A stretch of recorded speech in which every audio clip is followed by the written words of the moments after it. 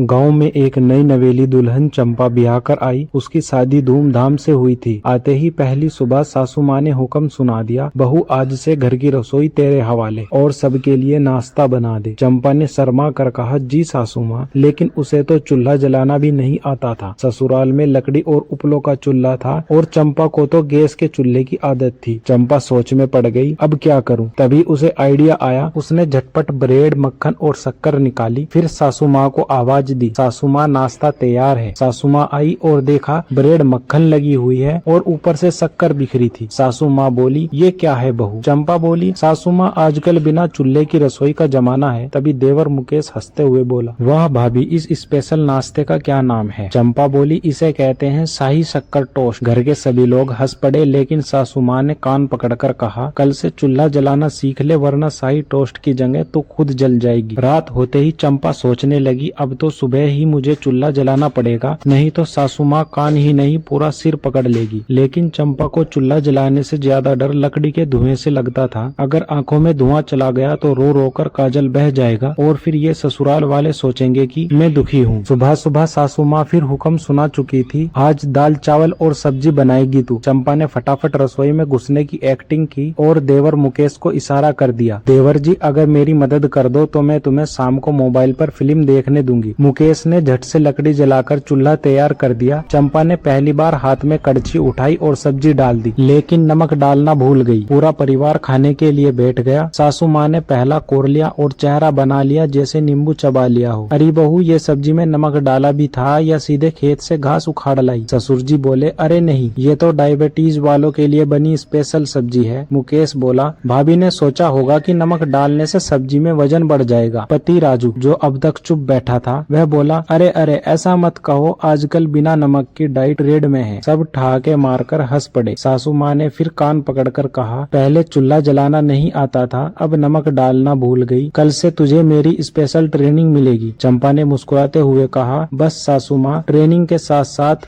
Break भी देती रहना। पूरा घर ठहाकों से गूंज उठा। अब तक चंपा को ससुराल में आए 3 दिन हो चुके थे और उसकी रसोई में कलाकारी हर दिन नए कारनामे कर रही थी। सुबह होते ही सासू माँ ने फिर से फरमान जारी कर दिया, आज पराठे बना बहू, और हाँ, अच्छे गोल और कुरकुरे होने चाहिए। हे भगवान, अब ये गोल पराठे कहाँ से बनाऊं? चंपा मन ही मन सोचने लगी। उसे याद आया कि जब उसने पहली बार रोटी बेलने की कोशिश की थी तो रोटी का आकार भारत के नक्शे जैसा निकला था। पर चंपा को हार मानने की आदत नहीं थी। फटाफट बेलन उठाया और पराठा बेलने लगी। पहला पराठा तवे पर डाला, लेकिन जैसे ही चंपा ने तवे से उठाने की कोशिश की, पराठा सीधा हवा में उड़ गया। मुकेश चिल्लाया, अरे भाभी का पराठा तो उड़न तस्तरी बन गया। ससुर जी बोले, लगता है बहू पराठे नहीं पतंग उड़ा रही है। सासू माँ ने सख्त आवाज में कहा, बहू अगर तुझे गोल पराठे नहीं बनाने आते तो सीधा बता देती, ये उड़ने वाले पराठे क्या नया फैशन है? चंपा फटाक से बोली, सासू माँ, असल में मैं एक नई टेक्नोलॉजी पर काम कर रही हूँ, सेल्फ स्विंग पराठा। पति राजू बोला, तो इसका मतलब यह है कि पराठा खुद उड़कर मेरी प्लेट में आ जाएगा? मुकेश बोला, बस भाभी, अब एक पराठा और उड़ाओ, मैं इसे पकड़कर गोल कर दूंगा। सासू माँ ने फिर से कान पकड़ते हुए कहा, बहू अब बस, कल से तुझे ठीक से पराठा बनाना सीखना ही पड़ेगा। चंपा ने हंसते हुए कहा, बिल्कुल सासू माँ। पूरा घर हंसी के ठहाकों से गूंज उठा।